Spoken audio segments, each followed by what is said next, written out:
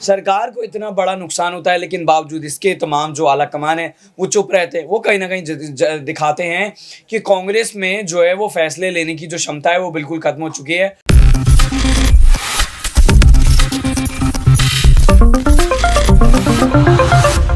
नमस्कार, मैं कशिश और स्वागत है आपका नेक्स्ट 9 न्यूज में। देखा जाए तो सचिन पायलट की भी मुश्किलें कम होने का नाम नहीं ले रही है।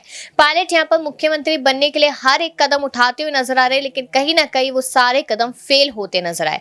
अब देखा जाए यहां पर तो जब सबको याद है कि 92 विधायकों की यहाँ पर बात की गई थी, जिनकी संख्या धीरे धीरे करके 81 हो गई, उन पर भी कोई कार्रवाई नहीं हुई। उसके बाद जो 3 सबसे अहम लोग थे, जिसमें शांति धारीवाल थे और साथ ही साथ यहाँ पर महेश जोशी भी थे और राजेंद्र राठौड़ भी थे, लेकिन उन तीनों पर कार्रवाई नहीं होती है। अब यहाँ पर पायलट गुट ने कहा कि अनुशासनहीनता का उल्लंघन किया गया, यहाँ पर सोनिया गांधी के फैसले को साइडलाइन किया गया और नाराजगी देखने को मिली। लेकिन अब पायलट ने एक बार फिर से मल्लिकार्जुन खड़गे के सामने कहा कि कार्रवाई जल्द से जल्द होनी चाहिए यहाँ पर, वरना आने वाले टाइम में जो 5 से 6 महीने में राजस्थान में चुनाव है उसमें काफी भारी नुकसान देखने को मिलेगा। तो एक छोटी सी राय यहाँ पर अपने सहयोगी कपिल से लेंगे। अगर कपिल देखा जाए यहाँ पर तो पायलट की मांग ही नहीं, यहाँ पर बाकी लोगों की भी मांग है कि उन तीनों नेताओं पर कार्रवाई होनी चाहिए, जिसमें से कहा गया कि सीपी जोशी ने एक पद छोड़ दिया, जबकि पद छोड़ा नहीं है, उन्हें छोड़ना चाहिए था, क्योंकि यहाँ पर जब चिंतन मंथन हुआ था तो उस दौरान कहा गया था कि एक व्यक्ति एक पद वाली बात, तो कोई बड़ी बात उन पर नहीं हुई। जो सुखजिंदर सिंह रंधावा ने इसको क्लियर भी किया।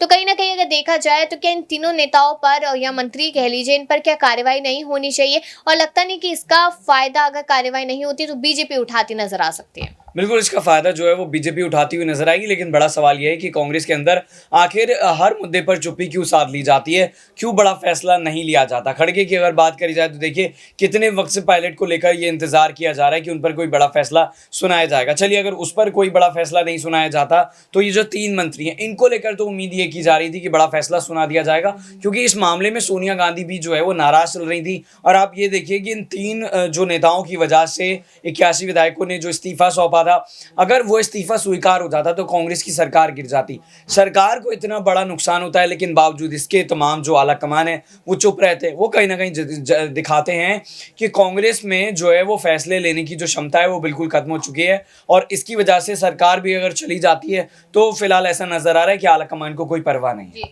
यानी कि देखा जाए तो सरकार अगर रिपीट नहीं होती तो उसके काफी सारे रीजंस, काफी सारे कारण यहाँ पर माने जाएंगे। एक तो उन पर कार्रवाई नहीं हो रही विधायकों पर, और साथ ही साथ यहाँ मंत्रियों पर कार्रवाई नहीं हो रही। गहलोत को लेकर यहाँ पर लगातार सवाल जो बनते हैं कि वो ढंग से काम नहीं करते नजर आए इस कार्यकाल में, उसको लेकर कोई भी बात नहीं करती नजर आती कांग्रेस पार्टी। और पायलट को लेकर जिस तरीके से उनके समर्थक और जनता हमारा सीएम कैसा हो, सचिन पायलट जैसा हो, ये शायद कानों तक नहीं पहुंच पा रहा, ना ही मल्लिकार्जुन खड़गे के, ना ही सुखजिंदर सिंह रंधावा के, ना ही सोनिया गांधी के। तो ये सारे कारण हैं जो कहीं ना कहीं यहाँ पर कांग्रेस पार्टी की हार राजस्थान चुनाव में कराते हुए नजर आ सकते हैं। लेकिन अपनी राय जरूर दीजिएगा कि पायलट अब क्या करे और क्या करना चाहिए उन्हें। और बाकी ऐसी खबरों के लिए देखते रहिए नेक्स्ट 9।